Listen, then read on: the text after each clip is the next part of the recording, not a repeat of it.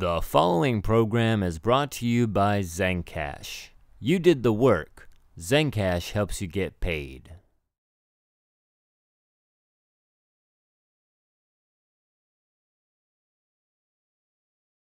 We do have some entrepreneurs here, and a lot of people do ask the question, when you're starting a company, how do you choose an entity? Would you choose an LLC or a corporation? So the choice of entity or how you want to organize your business with your partners or by yourself involves a number of different factors. The first question I usually ask is whether you intend to get funded or would like to be funded. If you're looking for outside funding from people other than friends and family, most sophisticated angels and venture capitalists want to see a corporation. And in particular, they're fond of Delaware corporations. We don't have to get into the reasons why at this point. But if you're looking for money and you think you have a decent shot, going out and spending the time and the money on a lawyer who knows what he's doing or she's doing to form a Delaware corporation is going to be worth your time. If you're not looking for money, you have a lot more flexibility. And it's not a golden rule, or it is a golden rule, but it's not written in stone. You don't have to form a Delaware corporation if you're looking for money, but it's a good idea. It's going to make the VCs and the sophisticated angels more likely to fund you. Otherwise, you have your choice: partnership, LLC, limited partnership. And a lot of it depends on how much money you want to spend off the bat on an attorney, how much flexibility you need. If you need a lot of flexibility, it might be better to go with an LLC or a partnership because corporations tie you into rules. And if you want to have an S Corp, which allows the taxes to flow through so that you're not doubly taxed, then you can't have different structures in how you pay yourselves and different structures in how you vote. So you're going to be looking at an LLC or a partnership. And then there's just sort of the time and the energy you want to put into your formation documents and the type of business you want to have, and it's sort of a sliding scale from corporation to LLC to partnership. All of them work, and they can all be appropriate for whatever you're doing for your business. It just depends on how much money, time you want to spend, and what your goals are long term. Okay. And when all of us, when we were starting a company, we would like to know what kind of legal documentation we would need to form that company. What do you recommend? Well, so again, it depends on the type of entity you're choosing, which documents you're going to need. If you're forming a corporation, there's you file your certificate or your articles with the Delaware Secretary of State or California, or whichever state you're in. By the way, if you're not looking for funding and you want to have a corporation, in my experience, there's little reason for a small development or design shop to be going to another state. You'll just have to pay franchise taxes twice. The $800 you pay to California, you have to pay it to Delaware too, or whatever they're charging out there. So you have your articles, you file them, or your certificate if you're in Delaware, and that forms the company, or your articles of organization as opposed to incorporation for an LLC. And then you have your governing documents, which for a corporation involve bylaws, maybe a shareholders agreement. The bylaws just talk about how you run your company, the set of rules applicable. And the shareholders agreement talks about the relationship amongst the shareholders and how they might divvy up certain voting items and restrictions on transfer of the shares. The operating agreement for an LLC works as an all-encompassing document, like a partnership agreement for a partnership. And once you've got your entity documents in place, you're going to need probably some documents for your service providers. If you're using people, this is really important. A lot of people, when they come to me, have already started to get others besides the founders, if you will, to do work, and they haven't documented that. That can present big problems, like people who at Facebook say, "Oh, I own Facebook," right? I own a piece of that. And they didn't document that because somebody early on said, "I'll give you a % if you do this work." So you want to have your service provider ducks in a row, your employment documents if you have employees, consulting agreements if you have consultants. And then if you're providing actual services as opposed to, say, just developing an app, you're going to want your services agreement with your customers, whether that's an online terms of service or an actual written agreement between you and your customers. And lastly, you might consider trademarks or perhaps even a patent application early in the game. And of course, there's a whole slew of government filings that you need to make, and the government's got its hand in everybody's pie to a great extent these days. Yep. There. Well, David can help we you with switch that. We can talk all about that. Yeah. Okay. Well, no, we did want to ask one thing. Is that having an attorney, an expert attorney on staff, is amazing. You know, somebody who knows what they're doing, but not everybody can afford that. Right. What do you think about open source legal documents that are online? Like Y Combinator has a series of contracts and prepared documentation. What is the benefit of going with an attorney versus just using that those resources online? Softball, right?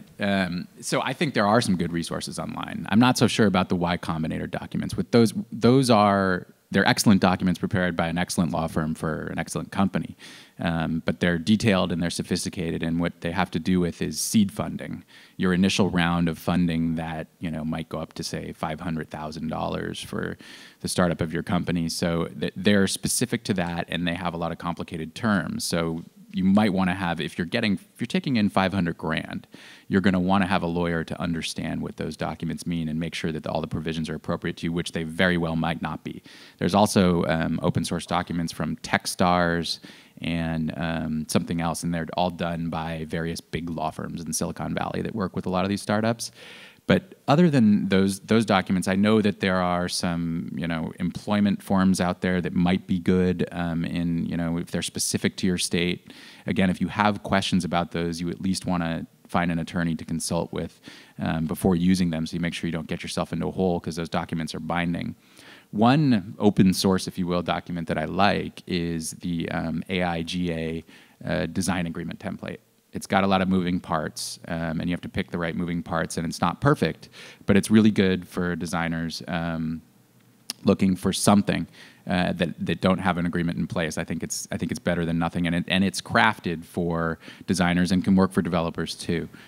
So at least as far as forms go, this one was built for you, not for your client. I will ask you this question. Say that you're a designer, you work really hard for a client, or a developer, you're a consultant, and you run into an issue where all of a sudden they're like, well, this isn't what the work that we wanted, but you have a contract in place, and they decide that they're not going to pay you.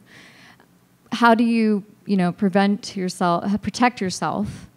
And also, is small claims court worth it? That doesn't happen, does it? Everybody just pays. Yeah, everybody pays. Yeah. Everybody. No, this does happen, obviously, a lot.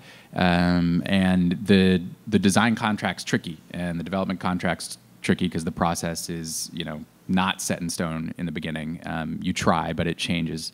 And clients often have different ideas in their head.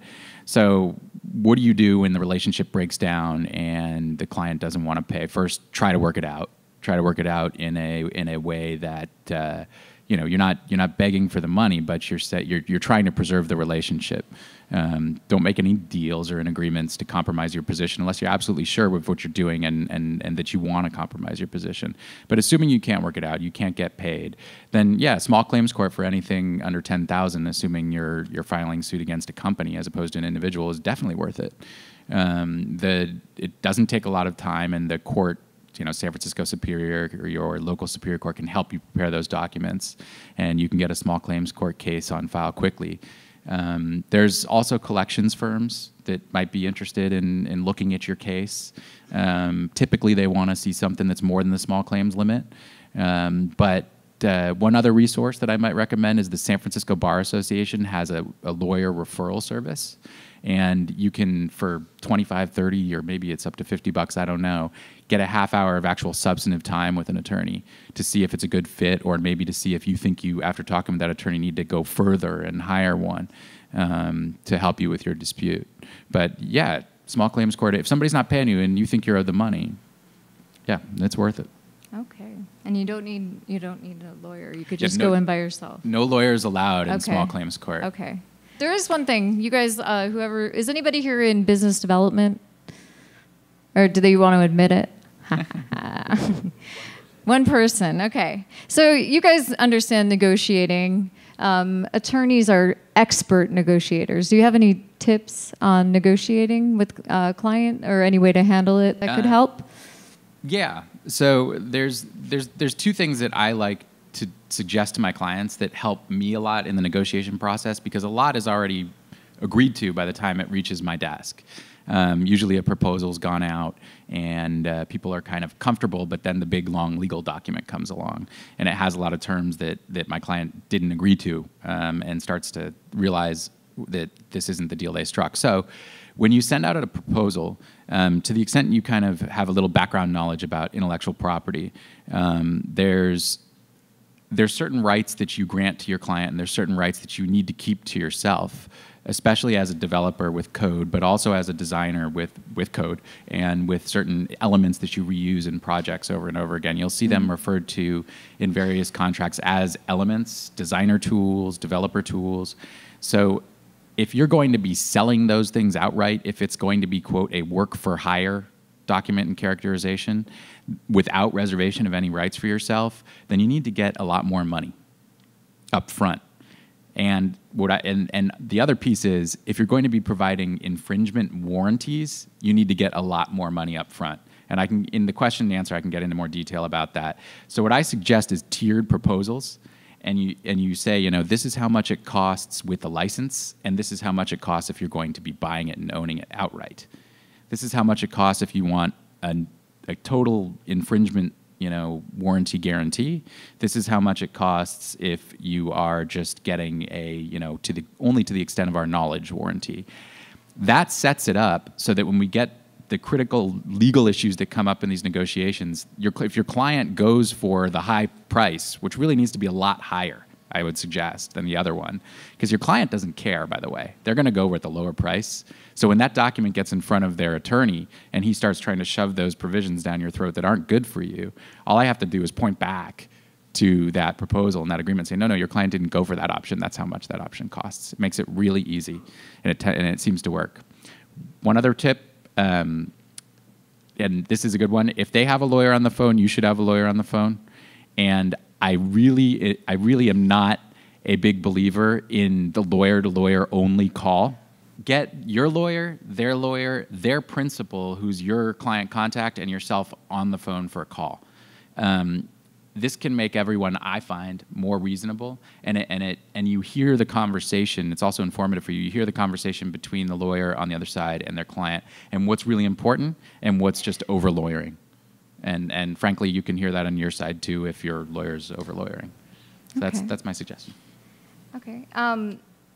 We're going to go to some audience questions, but before we do that, there actually is a difference from what you guys had told me between an independent contractor, a freelancer, and an employee. What is that difference? A very amorphous gray line. Yeah. Yes. Yeah, no, this is a mistake. Another mistake, like not documenting the relationship with the service providers that people make. And when they come to me, they have somebody, you know, well, they're gonna come be a contract employee. Wait, okay, so are you gonna withhold taxes and pay taxes to the government or not? What do you mean? You know, no, just their contract employee. So the government and the taxing authorities don't care what you think the relationship is. And the government is also in a bit of a hole financially for those of us who have been paying attention to that.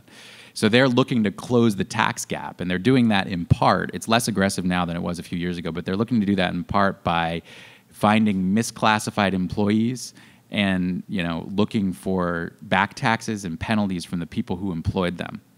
So, you know, if you've got somebody working for you and they've put in a good amount of time, and you say, oh, you know, yeah, you're gonna get like $100,000 when we get funded, and you never get funded, you might find yourself in trouble, or you never pay them that money, or you pay an independent contractor $60,000 in a year, and they're sitting in your office, working in your office, and you've got a business title for them, and they've got a business card for your company, and they're not being treated as an employee. They may very well be an employee. So what can happen, for example, not just the taxes, is... Yes, so it's a state law, actually, that any W-2 employee you have to pay workers' comp insurance on. And so I actually had a client situation, and the client had hired this individual actually only on a part-time basis, but as a developer. and the developer ended up hurting themselves on the job, claimed to be on the job. And so my business owner said, well, you're a contractor, I don't cover your workers' comp. And he said, well, I actually don't believe I'm a contractor. I think I'm an employee. And so they went back and forth, and he filed a workers' comp claim. And the state made the determination based on a means test. And some of the test questions you got to ask yourself is, are you managing that contractor's time? So do you say when they need to be there, or when they take lunch, et cetera? Are you their only client? So that's a big one. Really what you got to ask yourself is, are you the state and the IRS want to know, are you trying to get away from paying taxes and paying workers' comp, et cetera, unemployment tax, et cetera, et cetera? They want to make sure that you're not doing that. So anyways. And they think you should be doing that for a lot of people. Yeah, exactly. So anyway, the moral of the story is, of course, as you might imagine, the state determined that this person was in fact an employee, and my client got hit with huge fines. It's triple damages. So the $12,000 that they paid in workers' comp, they ended up costing them thousands, $36,000 in. Yeah, the statutory scheme that says you have to pay, so if you have work comp, and it's inexpensive in your industry. It really is. I just had this conversation with people today. Just buy work comp and treat them as an employee. Yeah. So it's a big issue. It is a scary issue, and I've seen it happen to people. It doesn't necessarily happen often, but you don't want to get caught. And if you get that one bad seed that ends up ratting you out, then you're on the spectrum of the government agencies, and they play nice with each other. They say, oh, you didn't pay us to the EDD, and then the EDD tells the IRS. It's all very incestuous. And it's very common. So of the early stage startups that we work with, I'd say that 50 to 75% of them are violating the rules around contractors versus employees. It's a big issue. It's very easy to do, especially when you're a startup and especially when things are in flux. Yeah, the only concern for the contractor is just making sure that you are in compliance from a tax standpoint yourself. So if you're doing work as a contractor, there's regulations that you need to follow in terms of making sure that you're paying your California state taxes and your federal state taxes, and you want to be in compliance in that way. But that's your only obligation.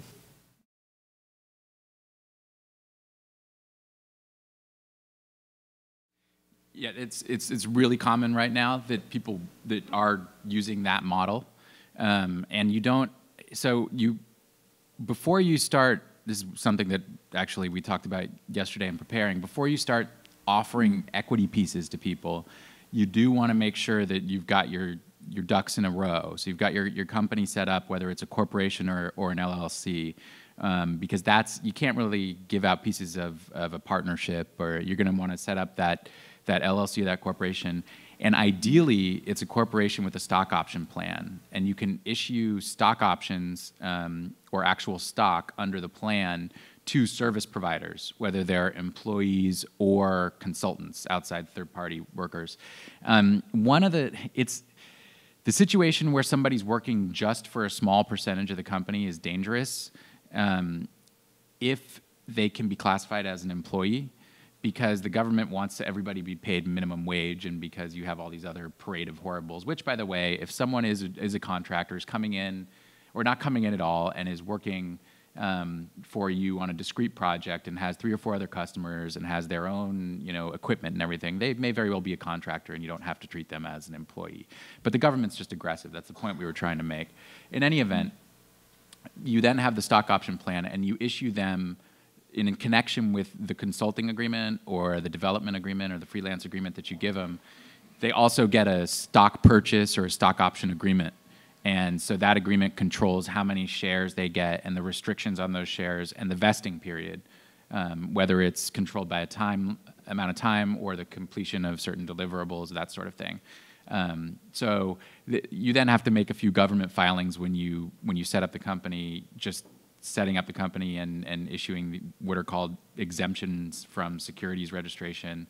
And you do those for each person you issue stock under the stock option plan as well. It's not terribly complicated, but the actual creation of the stock option plan is something that you definitely want to go to a lawyer for. Those aren't like pull down from the internet things. So if you have a contract that says that they're going to give you a certain piece of the company for your work and you've achieved the work, you're owed that piece of the company.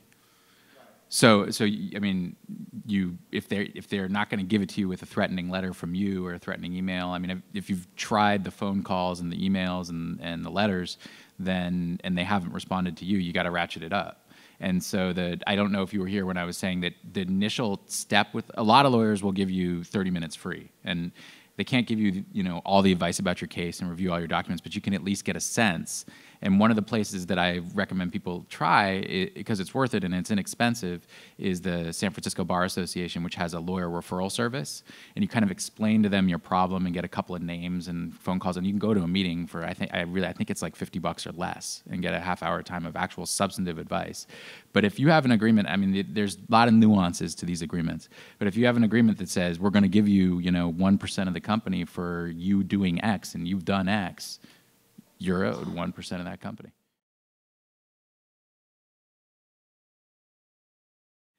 I think getting good advisors in place is important, and I'm not just plugging these guys, but I often tell people that come to me to form an LLC just for liability protection. Forget about it. Talk to my friend and colleague Jude and get yourself some good insurance. And are you paying your taxes on time, and are you keeping your books? Because that's more important than, quite frankly, what you're going to get from a lawyer, in my opinion. So getting a good insurance, making sure you're covered from insurance, which doesn't have to be that expensive, and making sure that you're doing the right things from an accounting and tax standpoint are, besides getting a lawyer to just help you with your initial documents, are really, really important. That's a great setup.